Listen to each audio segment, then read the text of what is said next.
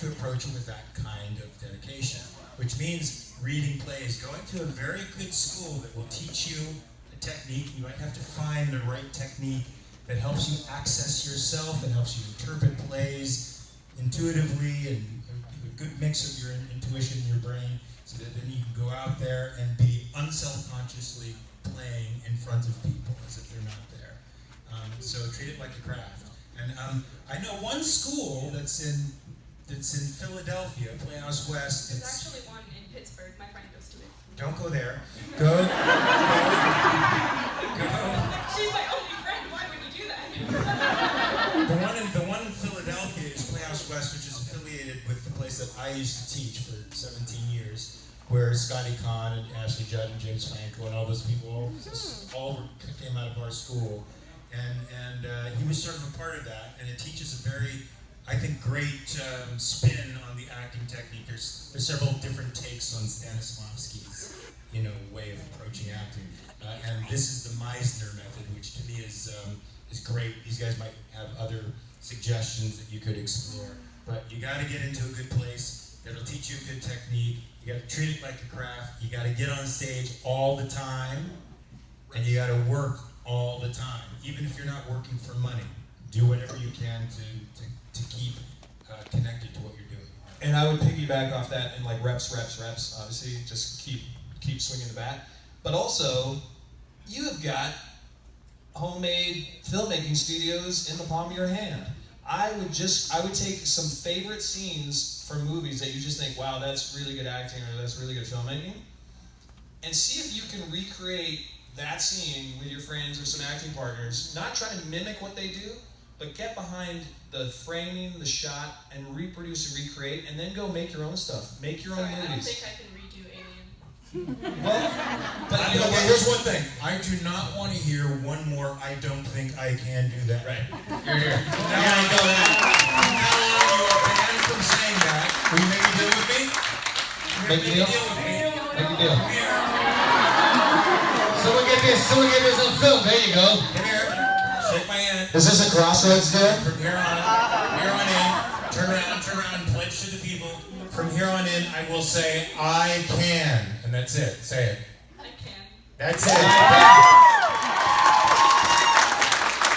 Okay. Yes, of course. Because in acting, you're going to get way more no's than you're going to get yeses. So you have to. You don't have to add your own nose. Don't add your own nose to the list. Resilience is the most important asset you have. A lot of the time. It's funny because as an acting teacher for many years, I have young actors ask me, well, how do you get successful at acting? How does one get successful at acting? Practice. Hello? But that's not what they want to hear.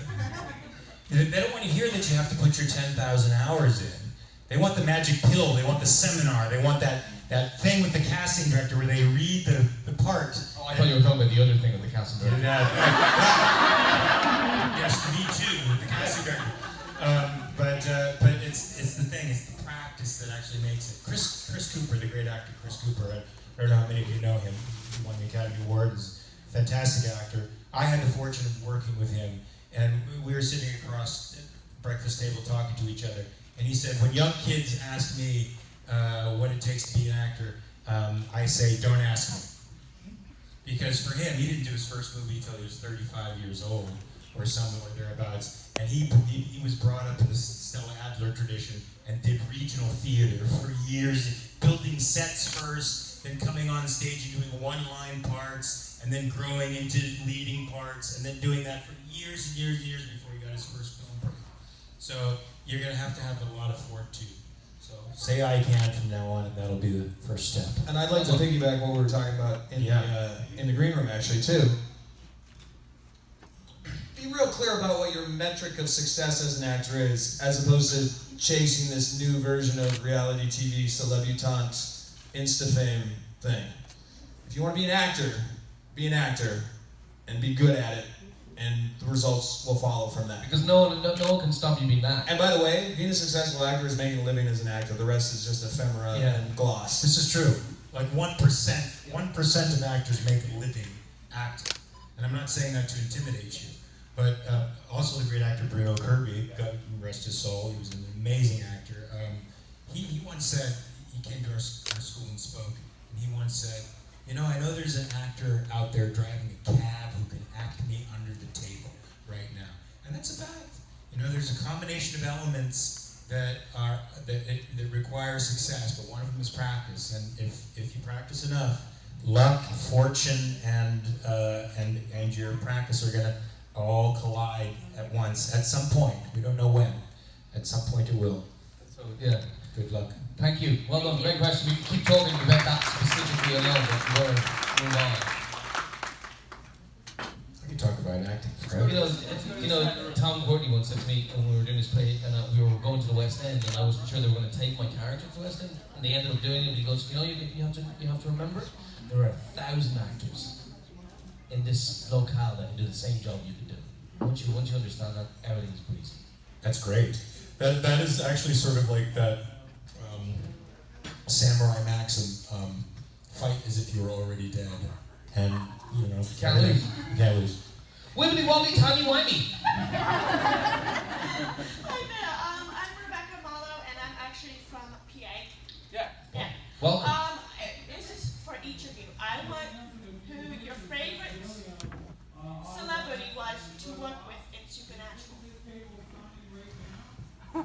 The brief moment when I threw a bomb at Mark Pellegrino. I was going to say David Hayden Jones. She said celebrity. I mean, Either one works, celebrity or actor. I mean, for me, it's Supernatural is just like family and friends and Or I mean, it could be Lost for you too, Mark. Lost. Yes, I watched the whole series. That makes one of us. I'm very glad you did. Yeah, so I didn't get a chance to see, you know, all the people from Lost on television for 5 years before I got to do it. Otherwise, I might have probably been very intimidated. I didn't even know what role I was playing when I was landing in Hawaii. They told me when I got there that I was playing Jacob. You know, the character that they'd been building up for a couple of years. So, but for me, I mean, Supernatural is just its own unique show in its relationship, in the relationships dynamics between all the actors and the actors and the crew.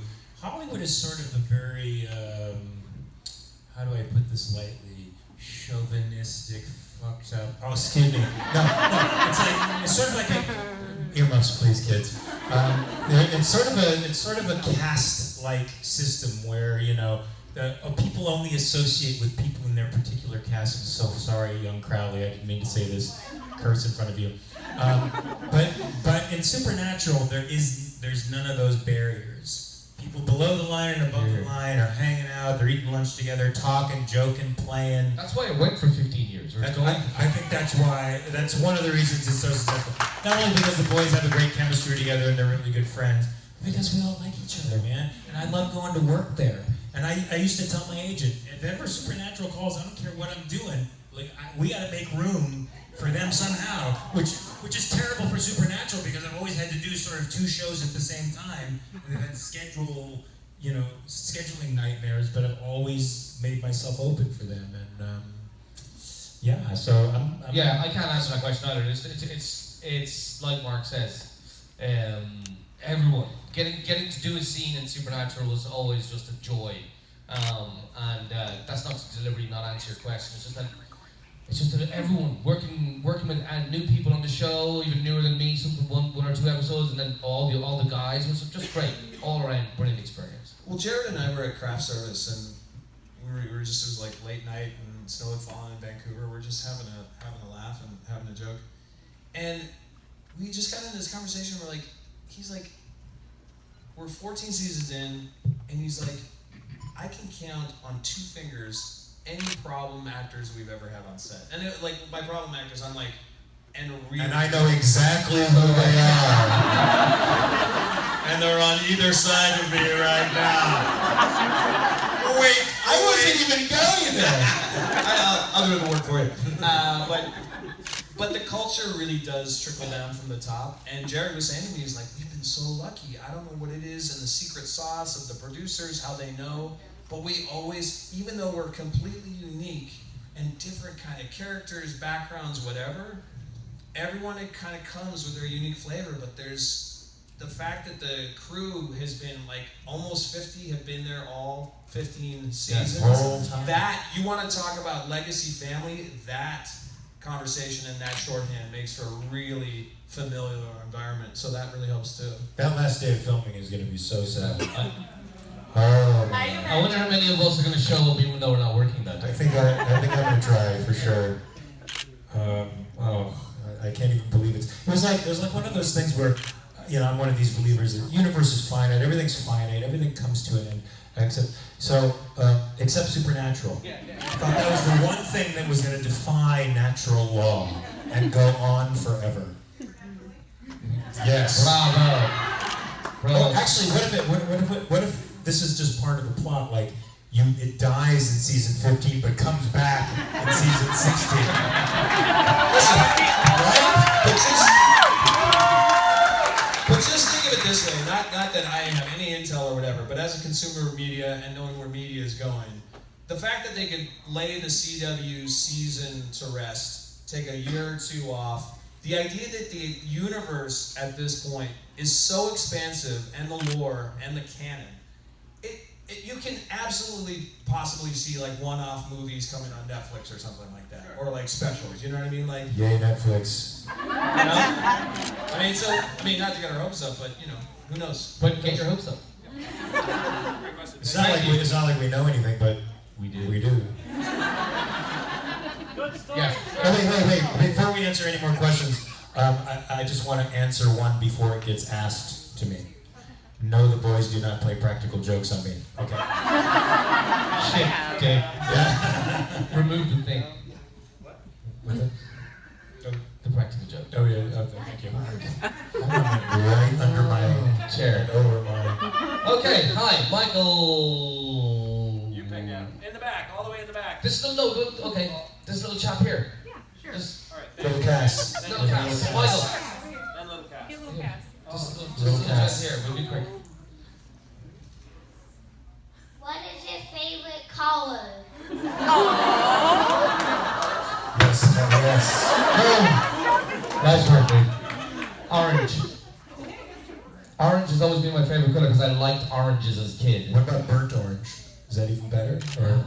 What, you don't like burnt orange? What? It's Texas. Okay. It is? I have no idea what you're talking about. I think that might be the color of a team or something. I don't know. Really? Yeah. It's the color of a team. Okay, so they're your enemy because it's a tribal thing. I see. What's your favorite color, Mark? I love the absence of color.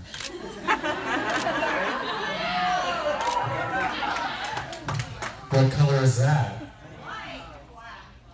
Black. Yes, black. Look at me, I'm wearing black mostly right now, except for my socks. Surprise, surprise. David, what's yours? I'm a rainbow guy, personally. Yeah. A little bit of for your audience, and know the month. Here we go. Nice work. Thanks for that, Cass. Great question. Yay, Cass! But then wherever you were going with that, Dave, I suppose is the best place. Back. Yeah. Back in the corner. Then you gotta go all the way to this side. And then we gotta take a few over here. Okay, you're next. Okay, we got you. My name's Tom. What was it like working on Lost? Guys? It was like, well, if it was anything like it was watching it, I'd say it was really, really enjoyable. I mean, let's see. Working in Hawaii for weeks at a time. Awful. Yeah, just awful. No, it was actually great. Actually, that was a cast that turned out to be quite sweet as well. But I think I've been fortunate. I've only worked with one jerk off my entire life, and I'm not going to tell you who it was. Oh, come on. Even though I feel like telling it. I might burst out in the middle of this panel at some point and just randomly say a name. I don't know. But I got to work with mostly with Jorge, and then Nestor, who I've done actually panels with, who's just a genuinely sweet person, and Jorge, just a genuinely down-to-earth person. And then I got to work with the whole cast in a scene where I had to sort of explain the whole nature of Jacob and the island to these poor folks. And I had this enduring memory of me just sort of sitting there between takes on a log, we're outside in the middle of the Hawaiian jungle, and Evangeline Lilly asked the director a question. I think it was Jack Bender or something, and Jack's standing behind me, and she just walks up and just casually just playing with my hair. And I'm sitting there going, yeah, it feels nice. I didn't deserve that, but thank you. Asked the question, she's just playing, and then just walks away. It was the sweetest thing. And it was just really nice. The only tough part about some of it was that I had a choice to either have rope sandals or be barefoot, and I chose to be barefoot. But the beach that we shot a lot of our scenes at was called Police Beach. I forget what the Hawaiian term for it was, but there happened to be like thistles underneath the sand, which made life a little bit rough. And then I had scenes where I had to walk through rivers that had round stones that were just impossible to really keep your balance on back then. So I had moleskin at the bottom of my feet. But that's about as traumatic as it got. The rest of the time it was really nice working with everybody. Yeah. So I enjoyed it. Thanks, man. Thanks.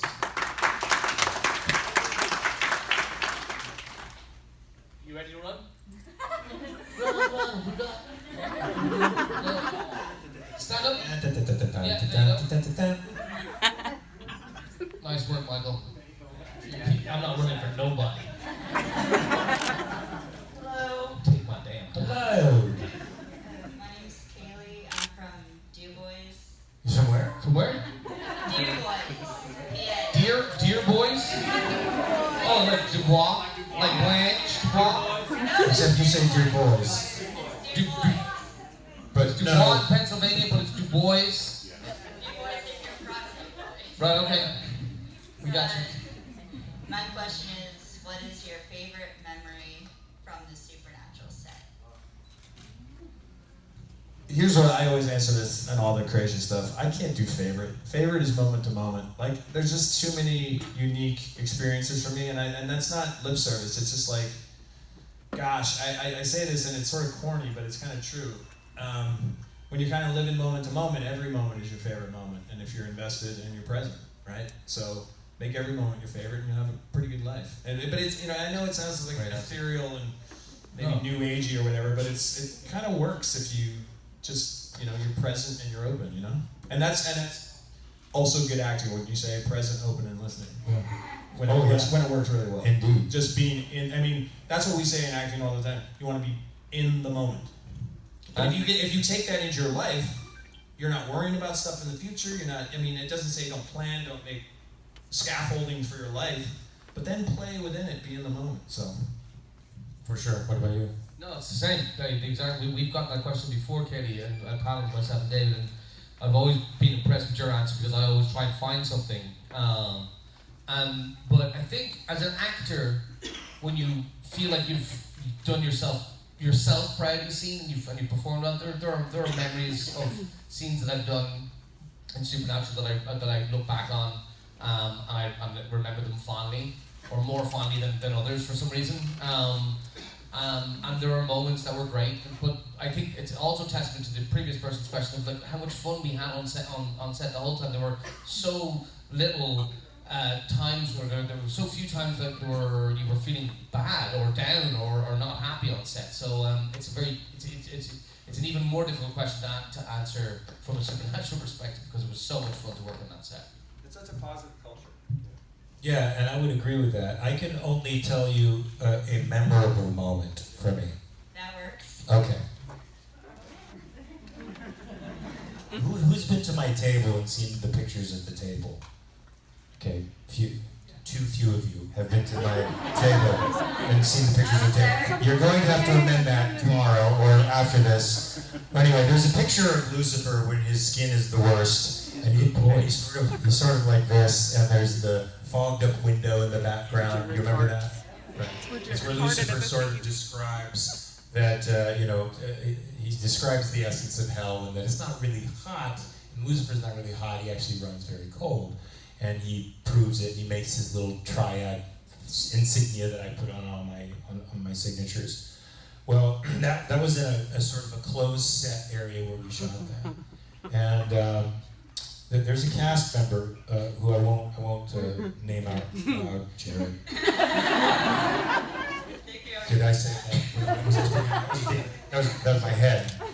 Yeah, because sometimes I hear things in my head and I think I'm saying it out loud, but I didn't really say Jared Padalecki out loud. Right. Anyway, Jared has a sort of propensity to fart, and he's open about it. I mean, it's on some of the gag reels, I think. I don't think this one made the gag reel though.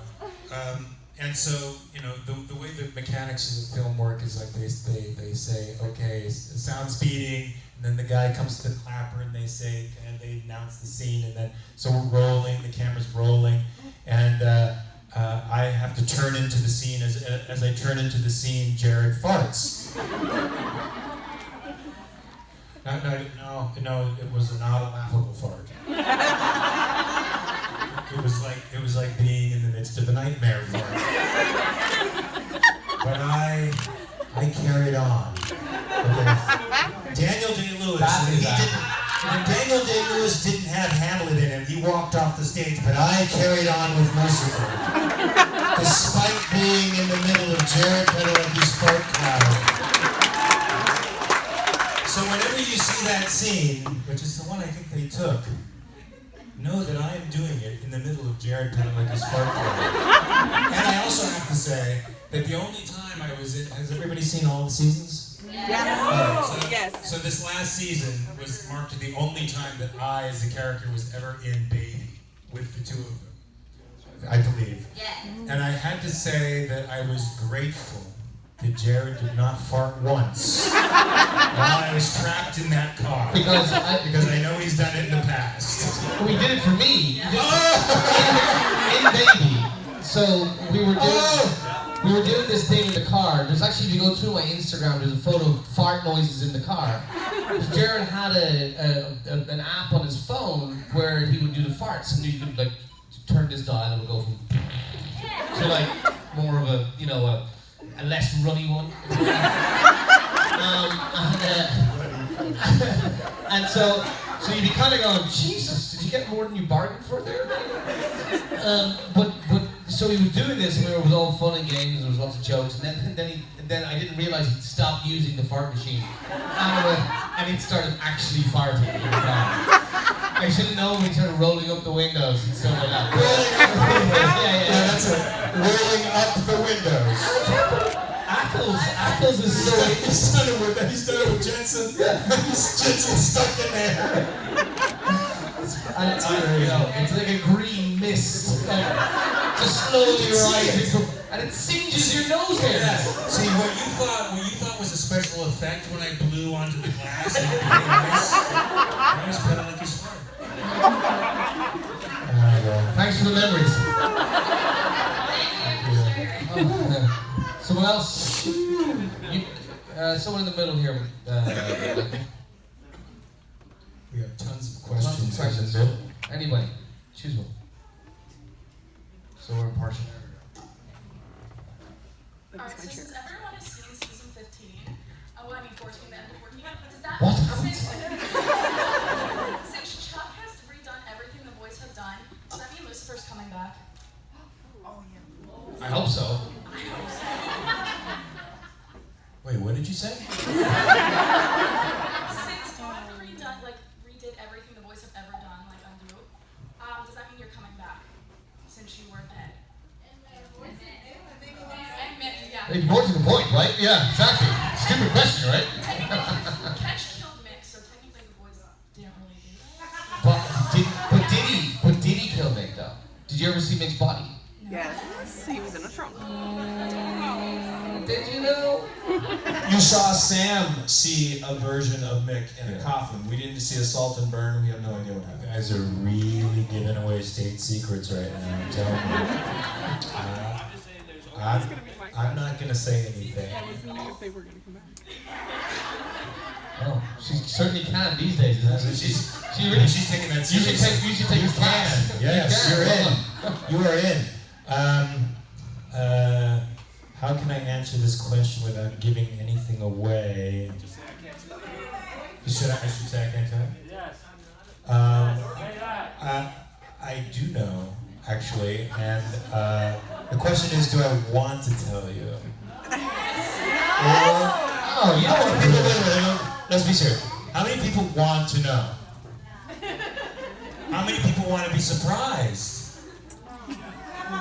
Not by my own character. I'd like to know in advance if I'm coming back, just so I know my lines. So, kind of it, most people want to know, so I'm going to have to give it away right now. No, I'm not going to do that.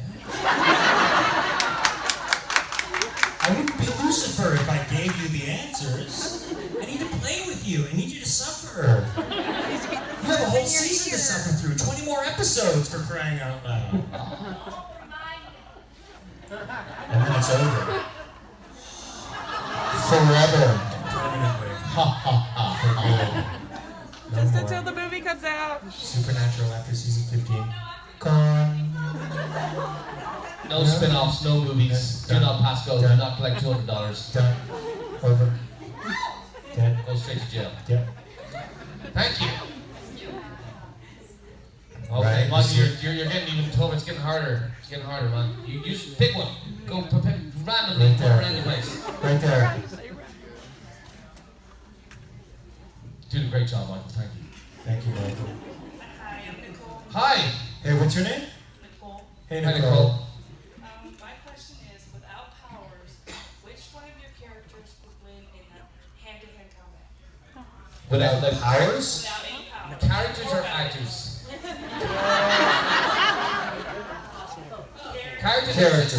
I think Catch might win, in my opinion. In terms of character, how was Nick brawler at all? Yeah, Nick was. Nick, sorry. I mean, I think what Nick displayed in this last season was like a high tolerance for pain, extreme focus, and no limits. And there's something to that can be a very dangerous element even to a very skilled person. But Catch, I think, is the most skilled. I would say guy. Mick could bore you to death.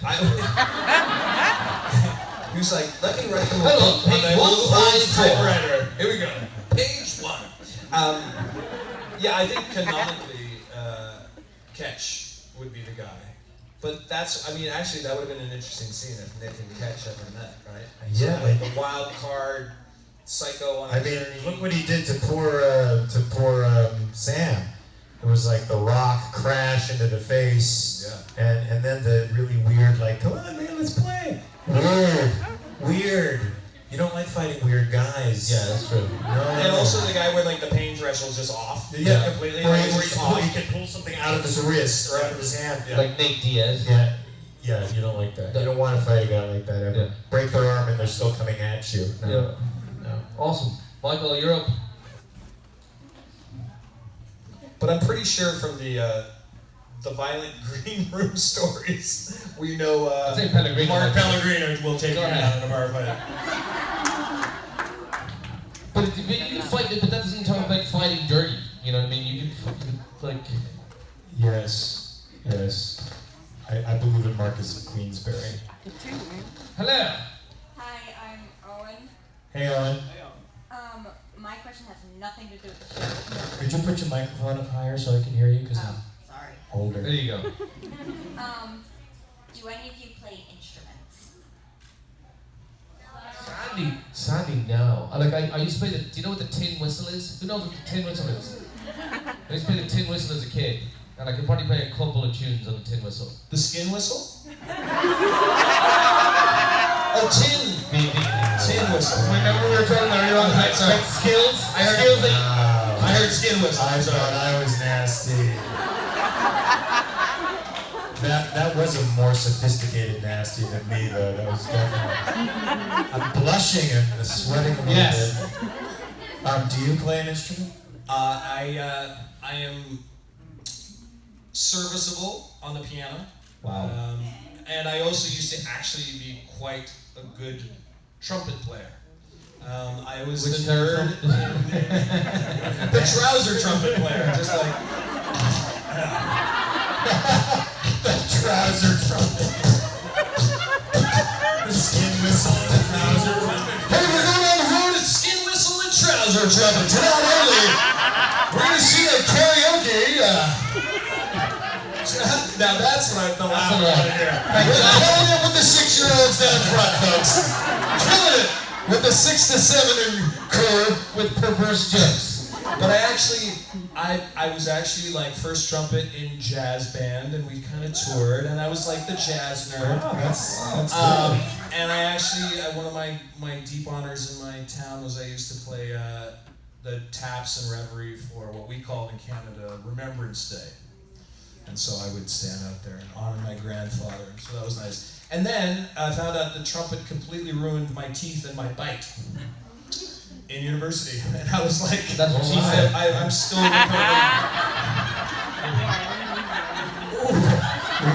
The kids are laughing at that. I love it. Well, they're so much more aware and worldly. Well, see, we haven't done it before. When you have Adam Fergus and David and Jones, we rock it with the 6 to 8-year-olds. I mean, our level of...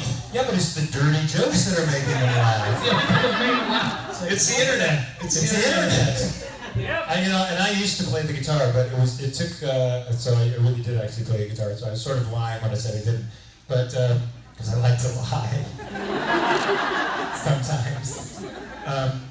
But it took so much time and practice that, like, I would practice two hours a day, and you know, when you have a family and you're working, and you know, it's just not, you have to have a life with your family and do things with them instead of sitting there playing scales while you're watching a movie. Gets annoying to the people around you when you're playing scales. So I sort of gave it up, and I haven't picked it up in like years, like 5-6 years. I just so wish my mom and dad had said, like, just pick up the guitar early, get those calluses early, and just be cool. Because you know what? You know what no one ever pulls out at a campfire late at night? A trumpet. Hey ladies, we're all a little high, we're all a little stoned right now.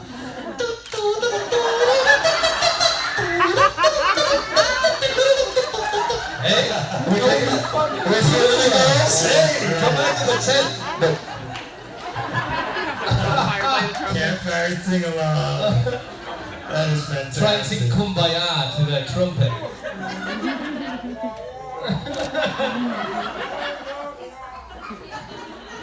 Awesome question. Thank you so much. Thank you.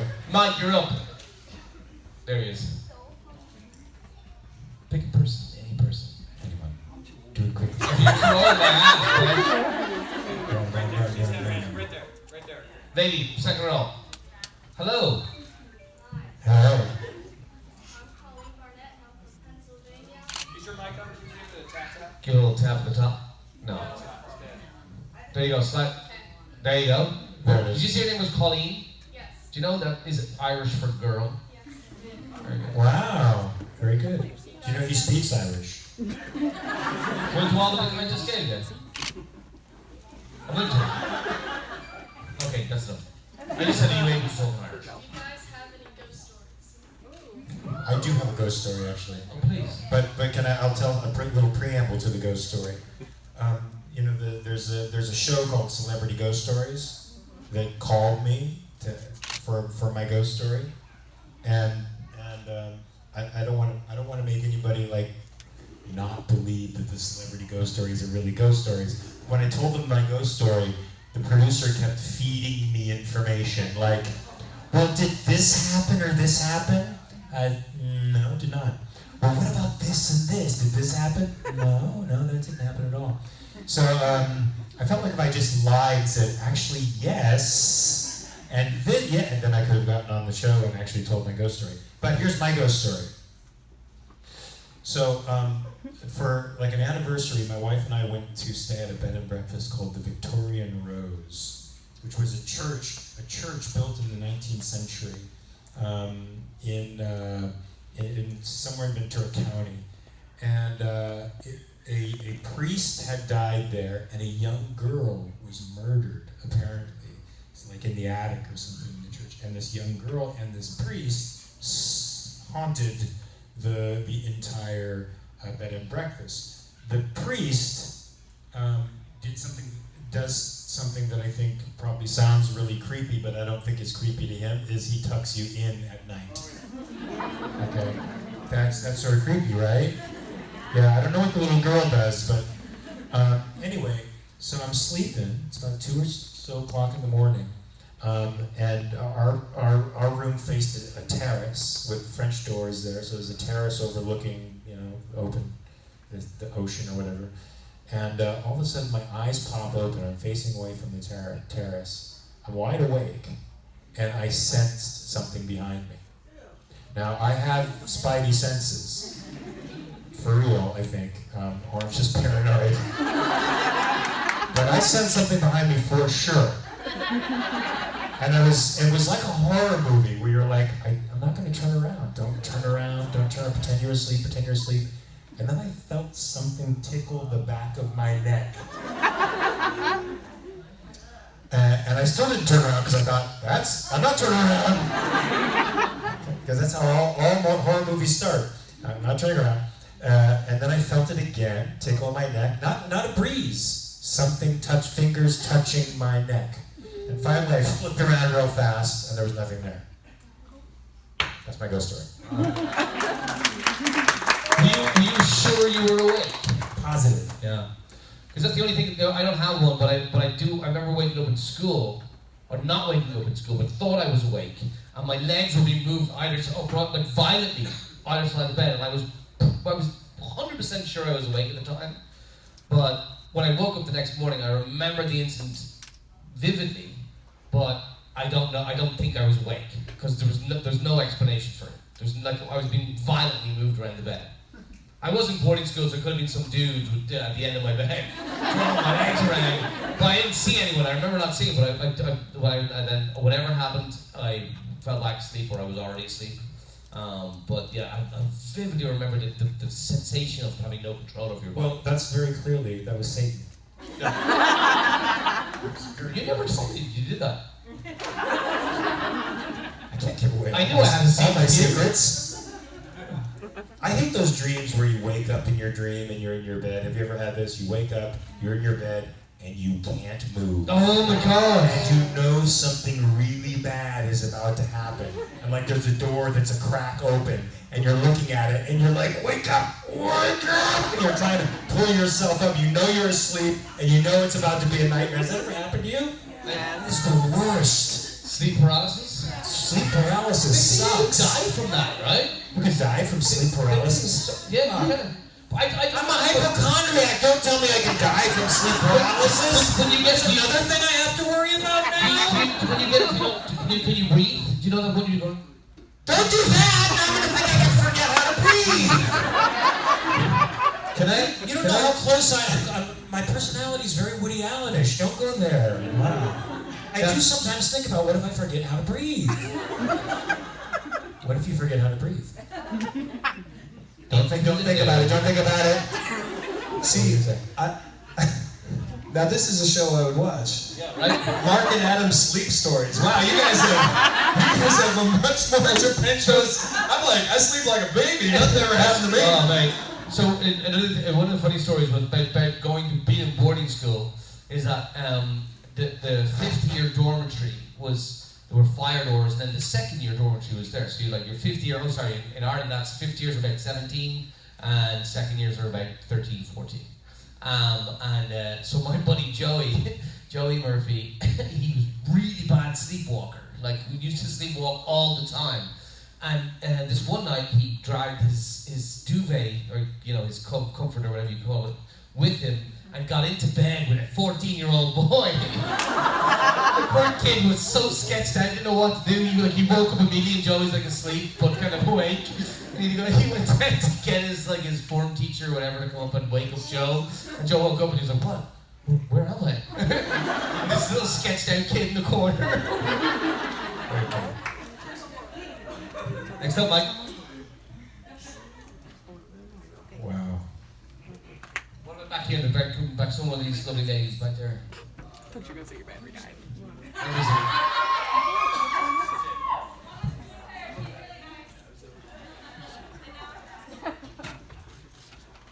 Hello. Hello. How are you? Good. How are you doing? So far, so good. Good. So who is your favorite protagonist on Supernatural and your favorite antagonist on Supernatural? What's a protagonist? I'm a Dean boy. And sorry, but I'm totally biased. I like a little guy called Catch. Good answer. You next, go ahead. I don't know. I'm a big Castiel fan. And I'm a big Lucifer fan. Angels and demons, man. I'm a Dean guy. I actually took a quiz online. Have you taken this? Which supernatural character are you? Yeah, I took it. I wanted to see. And you didn't get yourself? No, I didn't. I got Dean. I was actually very pleasantly surprised by that. Because Dean strikes me as he's like a chocolate chip cookie. He's really hard and tough on the outside, and really soft and chewy on the inside. And I feel, when you get, he's so tough, and I'm like so the opposite of tough. That I was very surprised that I got that. But I'm a Dean guy, and antagonist. Wow, that's a tough one. Well, thank you. Well, thank you. Thank you. That feels conceited and weird. You have a higher self-esteem than I do. I don't know. I mean, I'm trying to think of. No, I have a natural competition with Crowley. Just sort of a natural competition. Even though I've had fun with him doing those scenes. Because he's not really an antagonist in a way. He's sort of an obstacle character more than an antagonist. No, Asmodeus is something you take when you have diarrhea. Very effective, by the way. Extremely effective. All right. Jeff, help me out through some real food poisoning.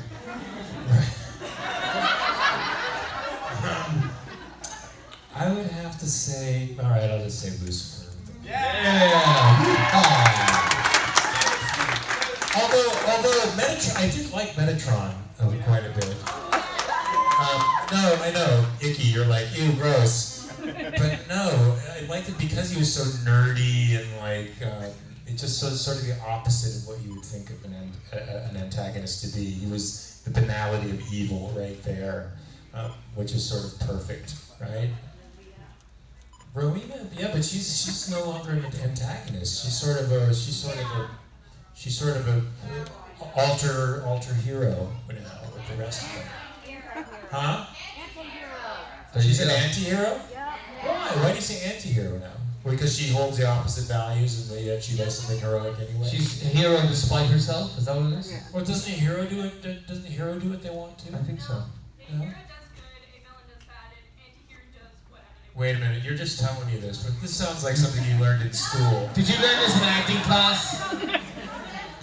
Look at Little Miss Let Canada. me tell you one thing right off the bat. Don't listen to anything they tell you in school.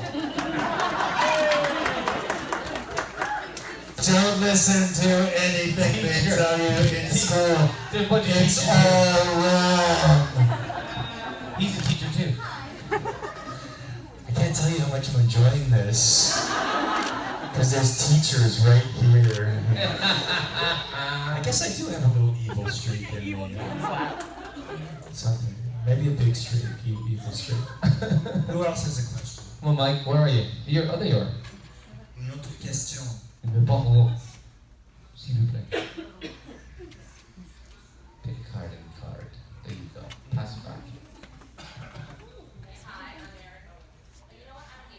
How are you? That means Ireland. Yes. Wow. Great, actually. This is an awesome experience.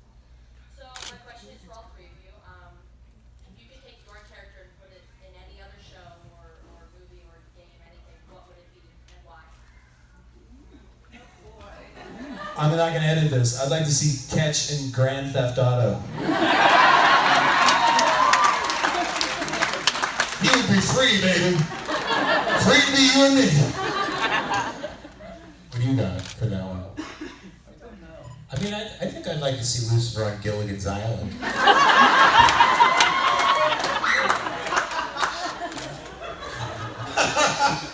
Wow, thank God you didn't have your microphone up when you said that. Because you would have made the 6-year-olds laugh. Yeah, you guys don't even know what Gilligan's Island is. That's how I've dated my. How many people in here actually know what Gilligan's Island was? Oh wow! Yeah, there you go. Yeah. Because I would love to see. I think the Skipper and Lucifer would make an interesting. Skipper and Lucifer here on Gilligan's Island. I'd like to see Big on Naked and Afraid.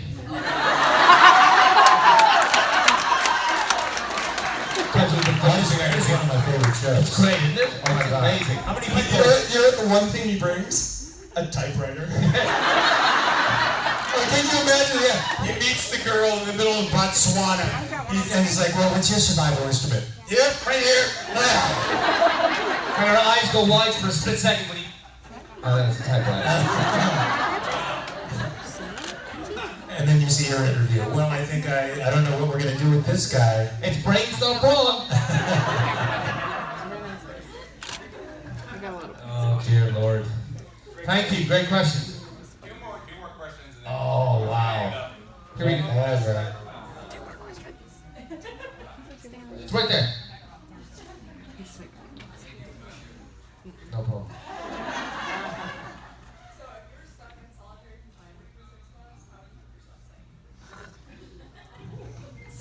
So I have no books. I have nothing to read. I mean, no books, nothing to read. Okay. Yoga. That's a good answer. That's one of the things. Yoga, exercise in general.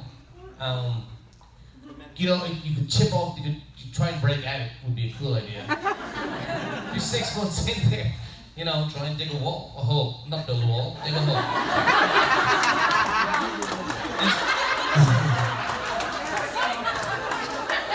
I have a feeling though I'd be one of those guys that would just cut himself enough on his cuticle legitimately so I could make art and paint on the wall. Yeah. But the artist creates and to get out of your own head you have to sort of write or create stuff. And I've said to so many of the artists in this community, I started as a graphic artist, fine artist, and architecture. But I would need to start drawing stuff, and if there was no utility, I would just cut my cuticle just enough so I could write and draw on the wall. Make sure you have. Maybe you could just do it entirely imaginatively and just without anything. You just draw. You know what I mean? It would all be in your mind. I would just go crazy. I would just go stark raving freaking mad, and God help the person who came to give me food, because I'd behave like a gorilla in a cage, throw feces at them, smear it in my hair. I'd just be a complete maniac. Yeah, I don't have that discipline. That would last me about 3 hours. My yoga practice, 3 hours, done. Yeah, I didn't say mine was a practical answer. It was an aspirational answer. That's good. Though, you're already thinking. But I think you're right though. I think you're right. I can't be alone for that long, for a day, for 3 months, for about 6 months. No chance. Yeah, I mean, you think of you hear prisoner of war stories where these guys sort of go back and recompose their lives, and they just sort of remember moments and just relive them in their imagination over and over again, and as if they're writing the book of their lives, and that sort of occupies their minds while they're in these horrible situations. But I think that would wouldn't necessarily save me from going over the edge. I'm already halfway there. Have you ever read Frank McGinnis's play Someone to Watch Over Me? No. Oh, it's about three, a British, an Irish, and an American prisoner of war. One was a journalist, Johnny Lee Miller, Aidan Gillen, and David Threlfall played in the West End. It's a brilliant play about three prisoners in captivity in the Lebanon back in the early 80s. And if you get a chance to read it, you should do a scene from it. But it's an amazing play about what they use being prisoners. They interact with each other, but they come up with stories and tell each other stories, and it's this fantastic play. And I talked to the director of the play one matinee. I saw it in the West End one year, and his name is Dominic Drumgoole, who ran the Globe for a while. And I said, "How did you direct this?" I was halfway through the play, and I said, "How did you direct this play?" And he goes, "I got 3 actors, and I chained them to 3 different radiators, and I just said, there's the play." And that's what you see. You get these vivid imaginations just come to life on stage. It's an amazing play. That's all you would have is your imagination. So, yeah. One last question. Oh, wow. Over here. Way in the back. I'll back. There you go. Sorry, guys. Sorry, guys. I mean, I've got nowhere to be, too. Oh, we got it all right. Hi, how are you guys? Good, how are you? Pretty good. My name is Annie. I'm Make from this a good West question, Virginia. Annie. Don't fuck this up. This is the last question, so it better be actually really be good.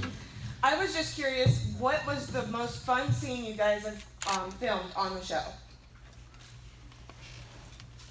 I've had a whole slew of them, but just in terms of you have this conversation with your little boy self, and when you're imagining you like Star Wars, watching Bond, and one of my first days on set was the set of Phil Segrisha directing and the Catches reveal of his face. And so I'm driving this $500,000 Bentley. I'm in a $2,000 suit, and I have a real grenade launcher with a 50% charge in it. That's awesome.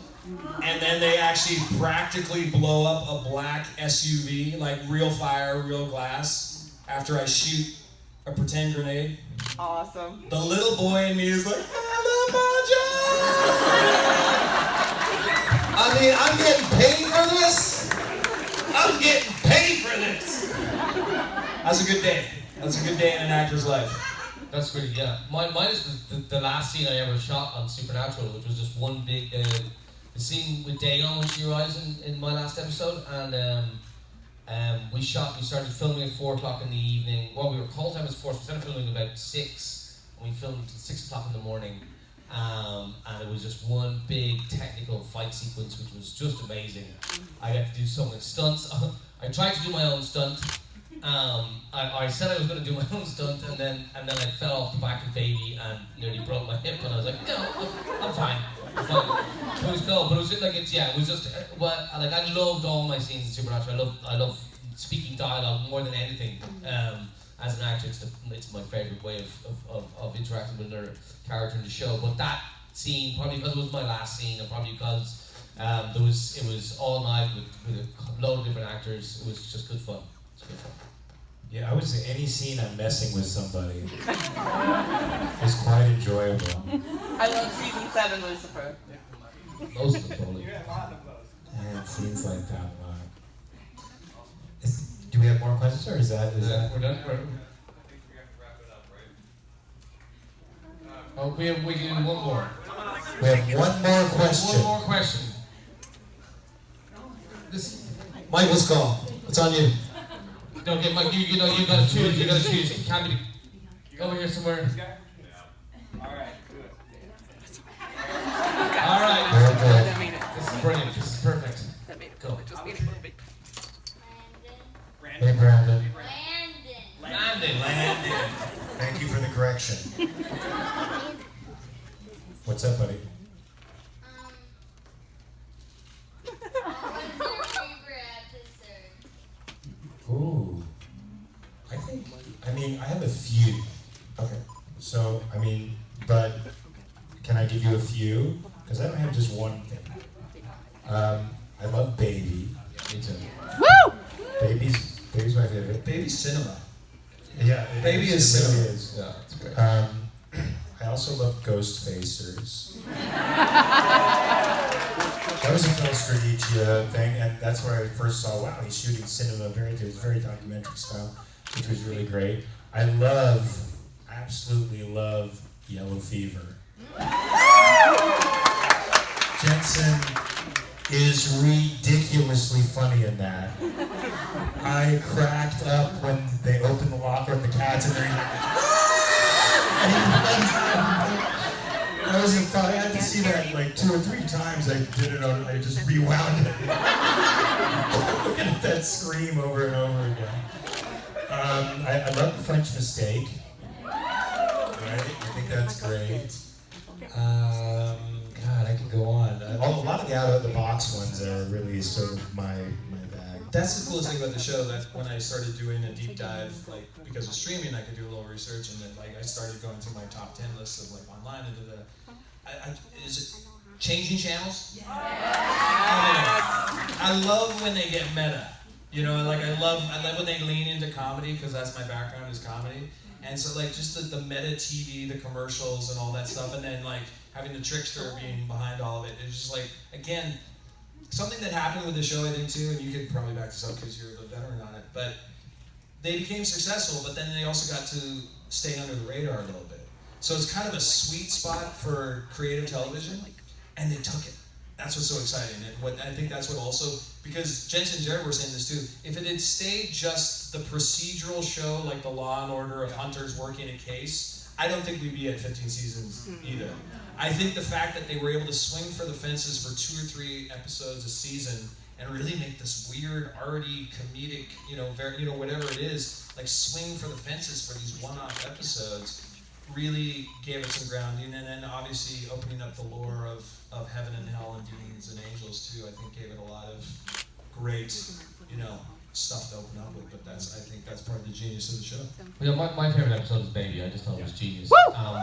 Yes. But I think I agree with you that it's one of the reasons why the show has gone on for so long, but more so probably for the boys and for the people who've been there for the whole length of time, that they get to play and they get to do different stuff, and as an actor, that's a great thing to be challenged with every year. You have your run-of-the-mill stuff, and then you get to do something that's out of the box, and that really keeps everything fresh for everybody. Well, and that's the thing, and I think the audience will always respond to 2 or multiple actors or creative forces. If you see them playing and enjoying it and investing, the audience leans in. Yeah, Cool. I also really liked the Rabbit's Foot episode.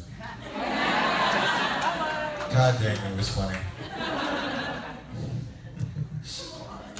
What is it called? Do you know what's the title of that? Just Goddamn Black Rock. That is so funny when stuff starts going south for Jared. Everything he does, he's just crashing into things and falling, and it's hilarious. I like to see people get hurt. It's so funny. Watch it on YouTube all the time. That's how I prepare for Lucifer. Awesome. Time to go. Thank you, guys. Thank you so much.